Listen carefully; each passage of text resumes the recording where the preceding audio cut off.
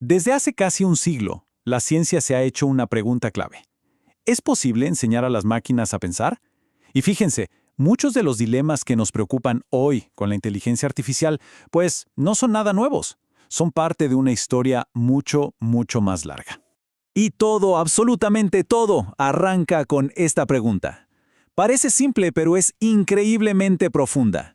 Es la pregunta que básicamente prendió la mecha de la era moderna de la investigación en inteligencia artificial y que de alguna forma sigue siendo el motor de todo lo que pasa hoy.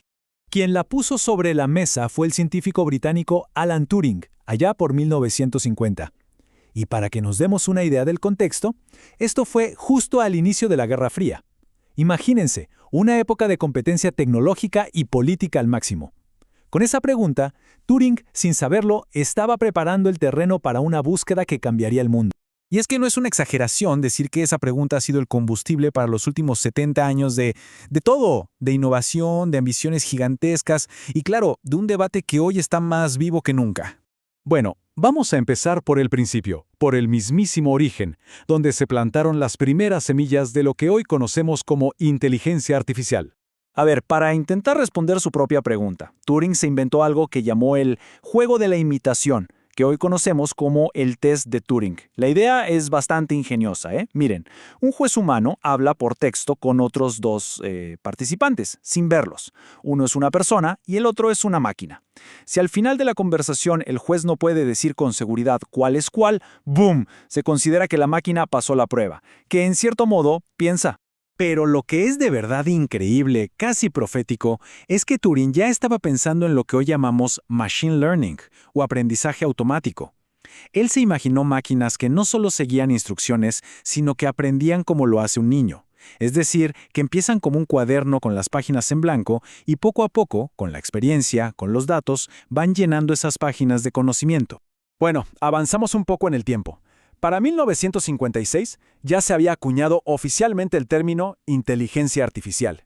Y casi de inmediato surgió un debate, una división fundamental sobre cuál era el camino correcto para crearla.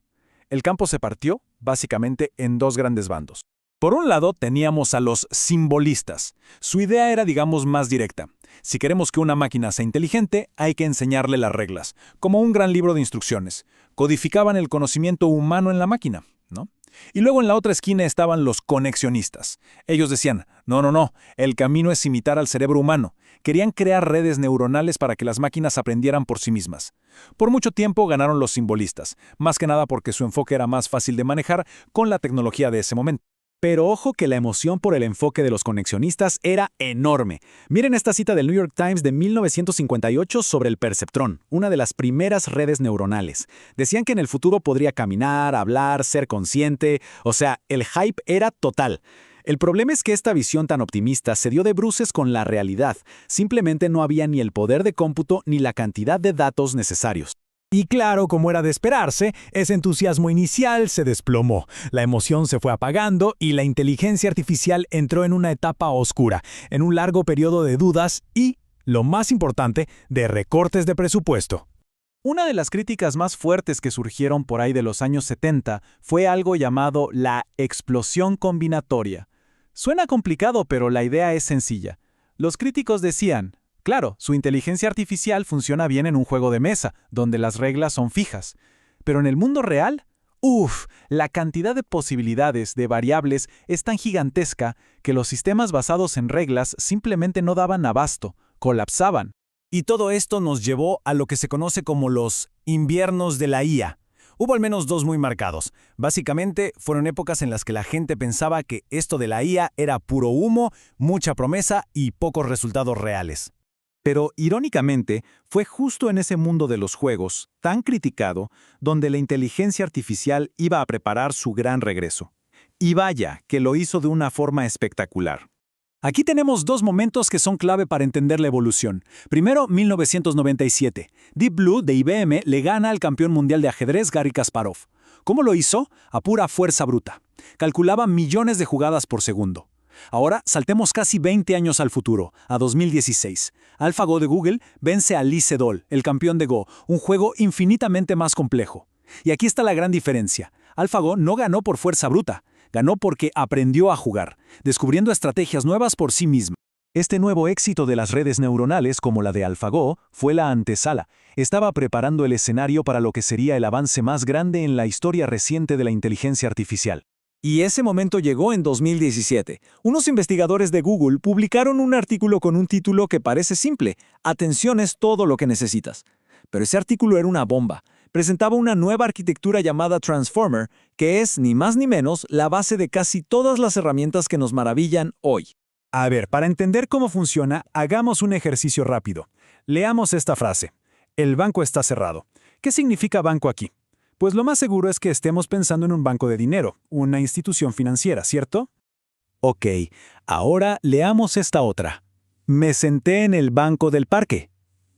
La palabra es exactamente la misma, banco, pero el significado cambió por completo. ¿Qué fue lo que cambió? El contexto. Y el contexto lo es todo. Y justo ahí está la magia de los Transformers. En lugar de leer palabra por palabra, el modelo mira la oración completa, todas las palabras a la vez, y tiene un mecanismo de autoatención que le permite darle más peso, más importancia a las palabras que son clave para entender el contexto. Le presta atención a cerrado o a parque para saber de qué banco estamos hablando. Y bueno, este avance fue el que desató la locura, la explosión de la inteligencia artificial generativa que estamos viviendo ahora mismo. Pero, como se imaginarán, esta historia todavía no ha terminado, ni de lejos.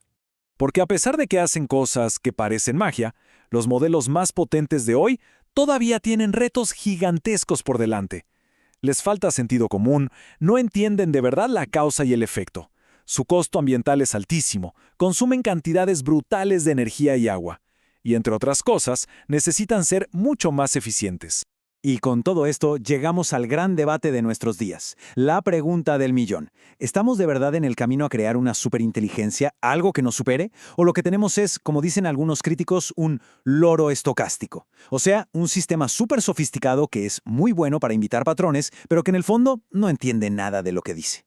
La respuesta a esa pregunta, bueno, esa es la que se está escribiendo ahora mismo.